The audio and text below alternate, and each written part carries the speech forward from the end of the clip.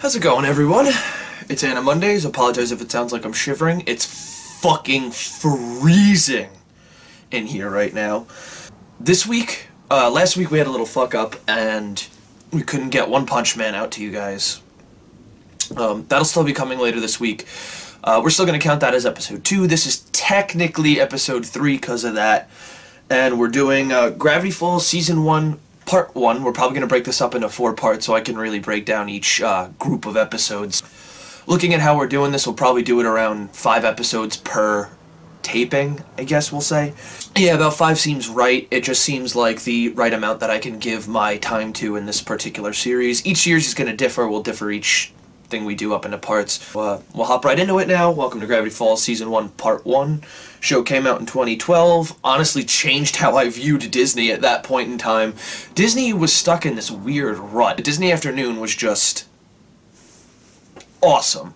Awesome cartoons. I grew up with a lot of these. Tailspin, Chip and Dale's Rescue Rangers, Darkwing Duck.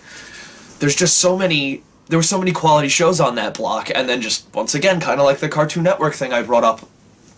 For regular show, it's just one by one they started dropping, and until you were left with pretty much nothing. Disney gave us for a lot of years.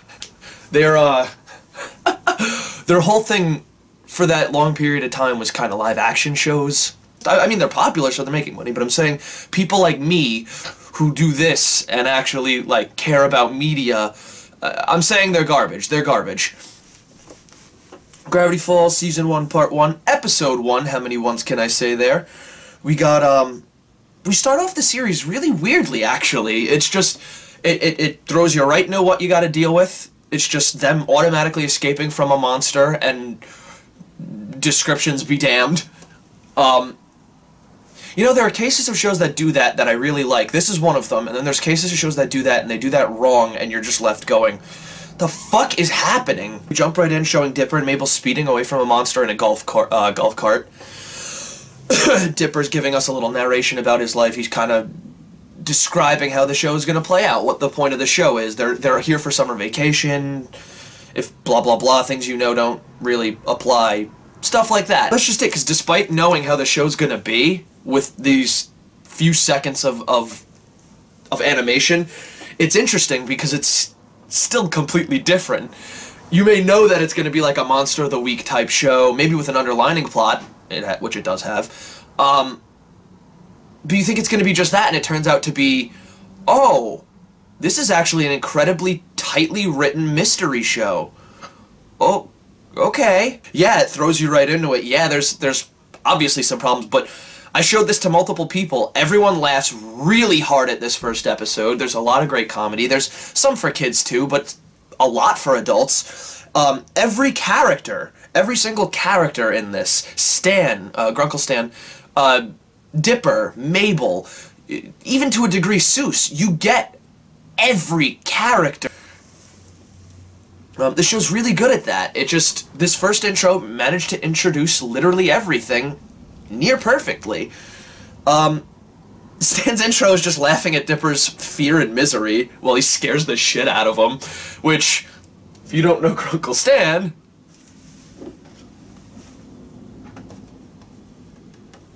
he's a piece of human garbage.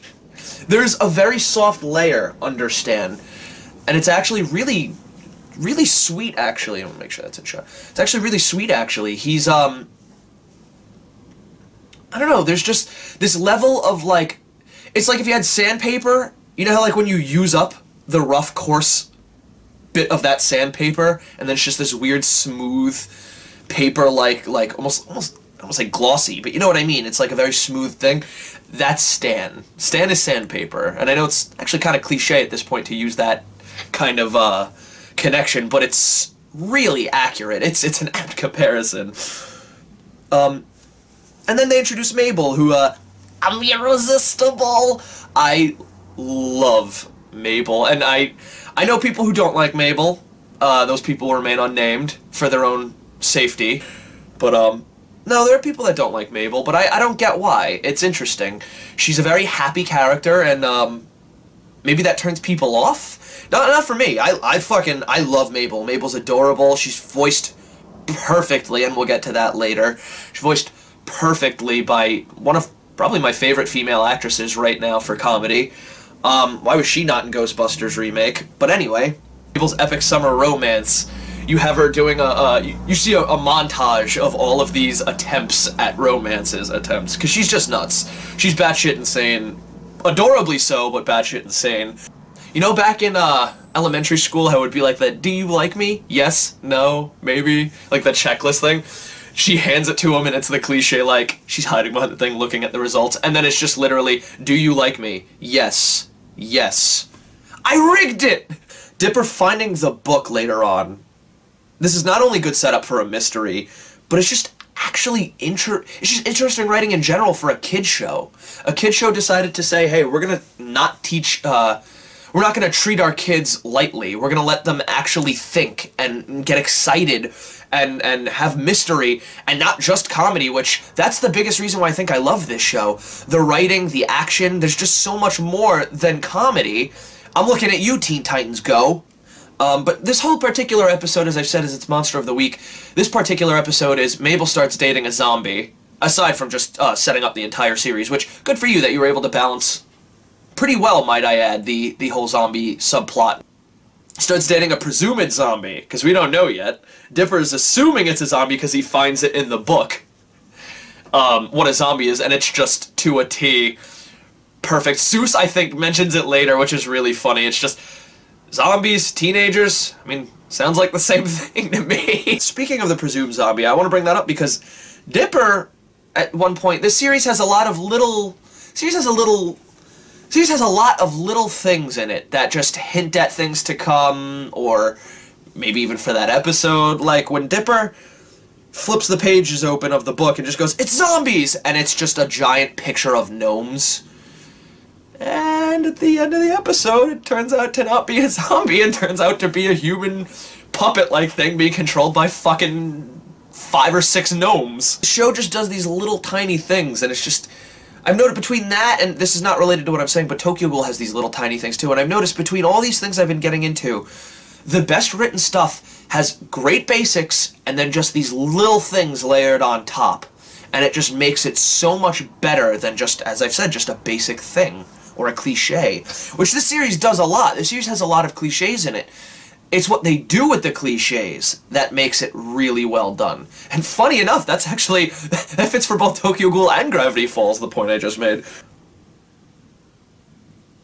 The adult jokes in this hit really hard. I mentioned before there's kids and adult humor. There is plenty of kids jokes, specifically from Mabel, I'd say some from Seuss, but just so many great adult jokes, like we'll get in the next episode, my favorite one of these first 5 episodes, but in this one you just get, Dipper, I need to go after Mabel! And Wendy just comes up with the keys, to the golf cart, which you see earlier in the episode, and it's just... screw it, just don't hit any pedestrians. We really need that old school Disney Bring back the Disney Afternoon! Make it a mix of old and new shows. Kind of like Toonami's doing right now, and Nick is apparently doing a channel or block for.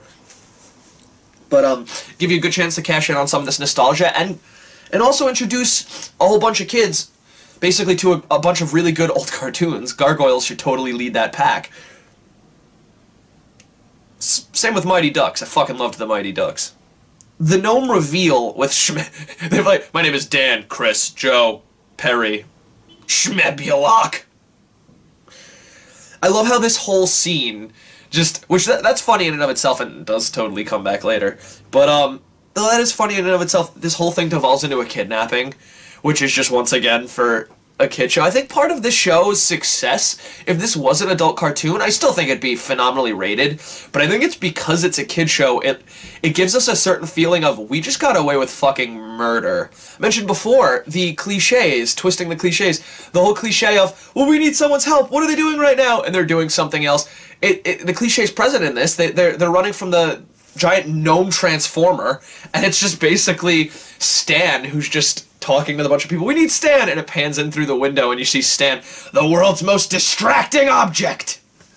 Like that, see, stuff like that, that's how you destroy boring cliches. You can still use them because there's writing archetypes for reasons. It's what you do with them, not just use them plainly. Stan, being a nice guy at the end of the episode, lets them both pick a thing out from the store, and Dipper picks his hat, which is interesting to note. He went a whole episode without his hat. I wonder where he got that beautiful, sexy hat that just makes everybody look fucking gorgeous and delicious, and I just said delicious. Weird to think that his iconic look is not the same in the first episode, and the more you get into the series, the more you get used to the hat, and it's just seeing him without the hat when you go back and watch the first episode after falling in love with this series, which is a near guarantee, you just realize, wow, I cannot see him without that anymore. It's weird. Which is the opposite of no, actually, yeah, it's sort of similar to his voice, where it's like, at first you're like, that is so weird, and then the more you go on with it, the more you're like, I can't imagine him having a normal voice. He's got the weirdest voice, and I can't imagine him having a normal one.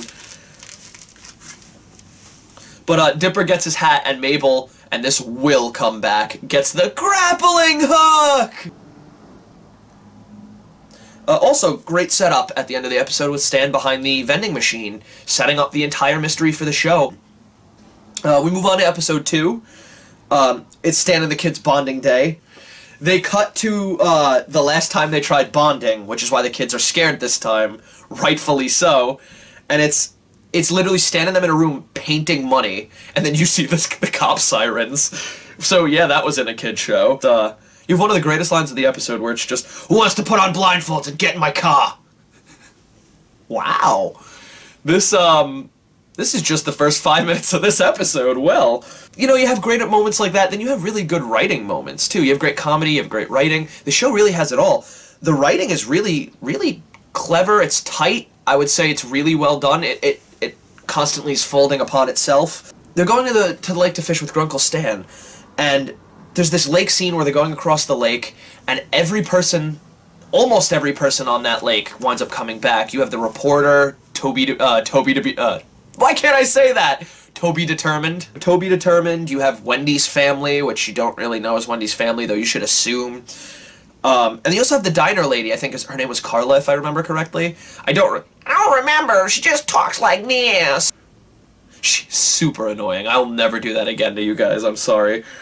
But it's really clever because you get to know all these characters, and each one, this setup, the 1 second they get on this lake, is their character. Carla's trying to catch fish to make food. She's the diner lady. Toby is just gawking at things. He's a reporter. And then you have friggin',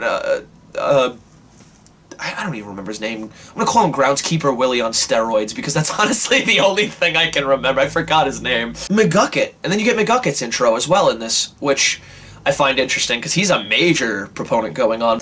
But yeah, the Mabel Gerbil Ball dream sets up the Gem Boys, and then also sets up a future joke in this episode where their dreams just intersect. Fucking Dipper's like Indiana Jones on a talk show, and you see Mabel's dream bust in, and she's in the Gerbil Ball. In this episode, it's interesting because they sort of make you feel bad for Stan, but then right after it, despite saying, like, yeah, this is the moment to feel bad at Stan in the episode, the next scene with him is him abusing and harassing a bunch of people on the lake because his kids abandoned him to go with Seuss. That's the thing, is they make you feel bad, and then the next line, my favorite one on the lake, my favorite line of his on the lake is just simply, he pulls up to a boat, sees two people doing something, he's about to actually propose to her, and then Stan just pulls up, hey, you want to hear a joke? My wife misses me, but her aim is getting better. But her aim is getting better. Get it? Because marriage is terrible! They wind up making it to this island, the kids wind up making it to the island with Seuss, and they're on this island, and there's this whole scene where they're going through this, like, abandoned-looking house, which almost looks like they're setting up, like, a Scooby-Doo style, like, why doesn't the new Scooby-Doo look like that, instead of the friggin' Teen Titans Go mess with? I'm looking at you, Teen Titans Go! This whole thing is so Dipper can get this picture, and it's all kind of, like, it's important, but it's not really important because the whole point here is that they abandon Stan. That is the main focus. So, like, yes, this is all good and it gives motives and it needs to happen. I feel like maybe we should have spent a little more time on Stan. The action in the scene where they run from the monster in that house, well done. That's what I mean, the animation. The action is good in this show. It's well done. It's actually good. The comedy, we've discussed multiple times.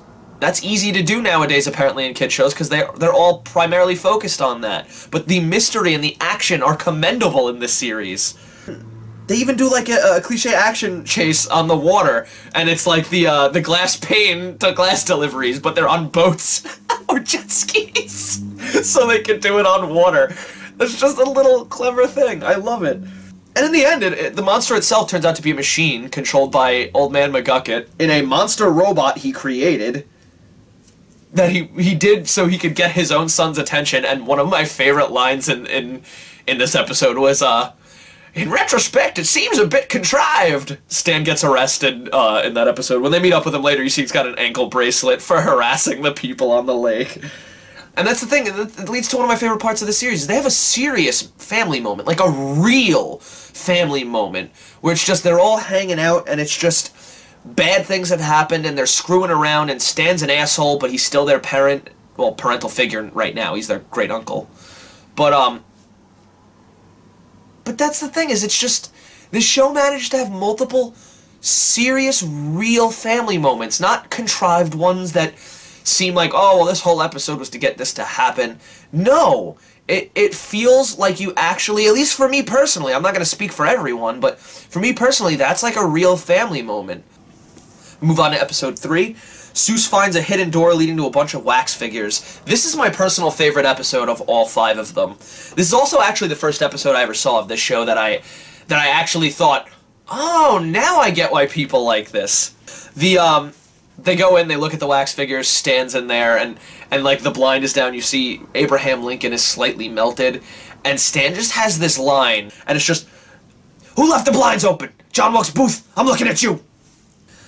Later in this episode, you have Mabel make a wax Stan, and the Stan is, which by the way is perfect, I love that Mabel is, Mabel Angelo as Stan called it, but you have her have a line like, it's covered in my blood, sweat, tears, and other fluids. And then the whole crowd is just, ugh. And it just goes back to like, yeah. You have McGucket rise up, and it's really clever, and it's just, I want to talk to you about the Wax Man Uprising. It's just, oh, okay. Wink, wink, that's not happening later. You find out later that the headless wax Stan is found, and the interesting thing about this is, once again, I keep mentioning the writing, because that's one of my favorite things about this show, is they do it earlier on in the episode. Stan pisses everybody off. He scams the town to get them to that meeting where Mabel is delivering that speech, and he promises them all free pizza, pissing off the entire town, making the entire town eligible for this specific episode-wide mystery. So literally any of them could have done it. But speaking of the episode-wide mystery, you have the episode-wide mystery, which is good, it's nice. It's just interesting to think that you have this underlining, the entire show is an underlining mystery show. So you have this almost like, I don't want to say it's not a B-plot, because it's not part of the episode we're talking about in question, but I'd say we'll call it a C-plot, where it's just this underlining C-plot going out through the entire series, and then you have the episode-specific mystery, and it's interesting to see them juggle those two well, by the way. The reveal itself of the Wax Uprising is amazing, because guess what? Yeah, as I said before, that was true! I like how Dipper's deducing all this, because he sees, like, the hole in the foot missing, and it's just what doesn't leave fingerprints, which, by the way, one of my bigger problems with this episode, as far as, like, a plot hole, Dipper and Mabel, both at separate times in this episode, handle that axe, yet the police officers, when told to dust for fingerprints, find none. But the reveal of the Wax Uprising is amazing, because Dipper's deducing it despite that whole fingerprints thing, and then you have this moment where he's just about to put it together, and then you have the wax statue itself reveal itself, Holmes, voiced by one of my favorite comedians currently, and we'll get to that in a bit. There's one more complaint I can really put behind this episode. It's maybe you have a really epic sword fighting. You have a really epic sword fighting scene where it's just Dipper and Wax Sherlock Holmes just fighting throughout the house, and it's just really, really well done. Really loved it. Once again, the action in this series is great. I don't know how many times I can say that. It's kind of tension-filled at times. Like, you know Dipper's not going to die. I'm not saying it like that, but you have moments where you're like, this is really well choreographed, and I don't feel like I have room to breathe, so it's almost a little bit of tension added into there. But But yeah, you do all that, and then you end it kind of lamely with, like, the whole "I tricked you outdoors during light time" cliche, which the only thing that saves it is the comedian doing it, because the line delivery as he's melting off the roof is just fucking brilliant. And another brilliant thing, the cop with the coffee cliche. "You solved the case yet? I'm so convinced you didn't, I'm gonna take a long, hard sip of my coffee." Like, breaking down why it's used there. Jokes like that, see, I personally love them. Maybe it's because I really love writing and I really like this type of thing, and I know the cliches and tropes, but stuff like that is the type of thing that just makes me fucking pop. I break so easily with stuff like that. This episode also ends on a cliffhanger with Larry King's decapitated wax head still being in the vents, which I don't remember. I don't think comes back. We might be seeing him in the finale. We move to episode 4, which is, honestly, I think my second favorite, and it's the introduction to my favorite character, and that's little old me! You get the intro to Gideon on the TV, and just fucking amazing. The telepathy, this stabs at fucking, like, religious, like, hardcore religious zealot style, like, priests and sideshows. It's just fucking brilliant. I love Gideon. When Gideon meets Mabel...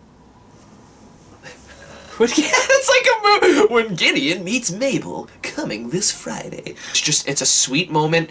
You get the feeling, because of cliches and writing and you knowing how things go, you get the feeling Gideon's not who he says he is, but they give you no inclination. Stan, don't trust him, but Stan's a piece of shit anyway, so it doesn't really matter. And I like this. This is good writing. The second she caves and says yes to him, he just instantly starts showing his negatives. Like fucking instantaneously. Oh, him smelling her hair was the quickest one. You have the waiter in the restaurant when they're on the date. You have his entire attitude and demeanor just instantly kind of be like, well, I'm already here, don't have to really try. And then that's the thing, is you see her, this leads her into Sweater Town, which this show made me feel like human fucking waste. Like, I was just, like, I just started melting. That kind of depression. Sweater over her head, and she's just, you can feel the depression because of what she normally is. It's just really well done. You have Gideon, who is pissed off about Dipper breaking it off for her, so he's gonna take his revenge out on Dipper, which, this is like a fucking Lifetime movie, but you have all this happening, and then you get the reveal that, because Dipper the entire episode's telling the audience, and Mabel, he's not real, he's a fake, he's like Stan, and it's showing you he is fake. Then the bolo tie, and it's just, oh shit, he's got telekinetic ability, we're gonna die. Yeah, you have him doing this, you have this weird evil soliloquy monologue, and it's just, the entire room is spinning around him almost like a poltergeist. Mabel realizing that, like, bummed out, like, wow, guys suck, blah, blah, blah. She's having boy trouble.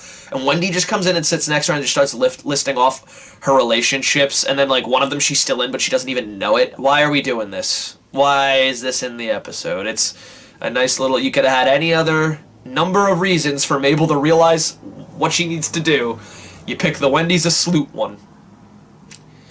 Interesting. After the Bolo Gem gets destroyed, because you know it was bound to happen... it's the only way they're able to beat him, so they deduce that, they destroy it. He gets away, and it almost feels like they're building all these villains for a major thing later. Stan and the kids together on the couch, hating Gideon together. Stan was this close to, like, bridging the bank accounts of both of them because of the dating, which I thought was a really nice subplot, a nice B-plot for this. But, it gets ruined. Gideon comes home, fucking ruins everything. Stan and the kids are just on the couch, and it's just this, like, Hate Gideon Con 2015. The final reveal of the episode of Gideon having the second book.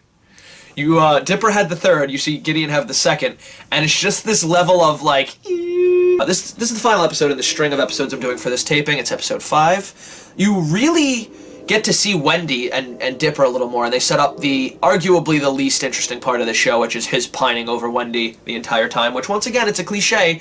They wind up doing it right. They wind up setting it straight in the end. This episode isn't as good, but you really see the moment on the roof where Dipper really, really, really falls for her. So you have that, and it's really nice, and well animated. You can, once again, the fact that it's animation and you see the moment, that's one of the major principles of animation that I've come to understand, that you really have to get the audience to understand what the focus is in a scene and then do that one at a time. And the way they do it is just structured really well. Dipper, okay, here's where the cliche really kicks in, and here's where this episode becomes the most painful for me of this entire first 5 episodes.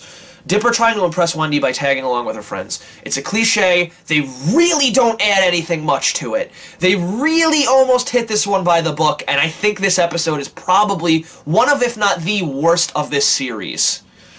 That being said, there's plenty of good stuff in this episode. It's not going to lose a lot of people, I don't think. In fact, I think a lot of people might actually like this episode. There's things in it that'll keep you. He continues to do bad things by him trying his hardest to impress them, and it's just, that's what I mean, they just hit it by the book. It's you're trying too hard, and trying too hard doesn't get you friends, and yada yada yada yada yada yada yada yada yada yada. I don't know, I've really come to love this show for breaking the cliches, not continuing them. The way Dipper likes Wendy is relatable, but this episode is just too much with what it's trying to do. It's sort of, and in a way it's sort of boring until the last, like, I'd say half. Towards the climax, Dipper earns the group's trust by scaling an abandoned convenience store roof. Yeah, I'm saying this. I also really like, this is also really, it's probably the 15th time you're hearing it, but this writing is so good, it's so clever, it's so semi-realistic. So Wendy just has this speech with Dipper where she's just like, you know, I thought you'd be immature. You're way more mature for your age. And it's just interesting to think about that, because teenagers consistently think they're more mature than they actually are. And this show does a really good job of showing that. I mean, Wendy herself is one of the most immature people on the show. I make the rules, sucker! Boosh! Like, the things she says, the way she does things, she doesn't work at work. It's like there's things about her that is just so inherently immature. But that's real. The way you find the chalk lines to really confirm that this is actually a haunted convenience store, which was set up earlier, you find the chalk lines, the body lines, which we're doing this. Okay, that's you sure you don't want to fire us, Disney? No, okay, we're getting okay. No, that's cool. All right, we just wanted to check. And the actual haunting itself, when you have the kid gets sucked into the DDR machine and gets stabbed by arrows, then you have the TV, the chick gets sucked into the TV and gets sent the message, these are all like classic horror movie, well done, creepy moments. You have the fucking hot dogs, the cereal box, like, good horror writing. I almost want more horror episodes. We get a couple later, like the Haunted Mansion, the Haunted Northwest Mansion, but you just get some, we need more stuff like this. Her should do like a horror series after this. That'd be interesting. The ghosts wind up being two different, it's like a married couple, an old married couple who own the shop, and no! The people who own the shop wind up being a married couple, and ha ha ha, their names are Ma and Pa, so they're Ma and Pa and own a shop and hate teenagers. Alex Hirsch, the creator of the show, also voices Stan, Soos, McGucket, the Gnomes, and plenty more. So he's not short on any talent. It's an incredibly clever kid show that is way better than it deserves to be on a channel that probably, if I'm being honest, in this current age doesn't deserve it. I don't hate you, Disney, it's just what you're showing right now. But everything should scream no, but this entire series is a fucking A+. It deserves all the hype it gets. It deserves probably more hype. I honestly think there's not much else I can say about this. We'll probably do part 2 of season 1. I guess maybe next week. Yeah, you know what, I'll confirm it now. We'll do that next week. You'll be getting One Punch Man, which is episode 2, technically, later in this week. And that's pretty much it. Just, keep an eye out for any triangles, because if you want your testicles, yeah. Until then, I'll be watching you. I'll be watching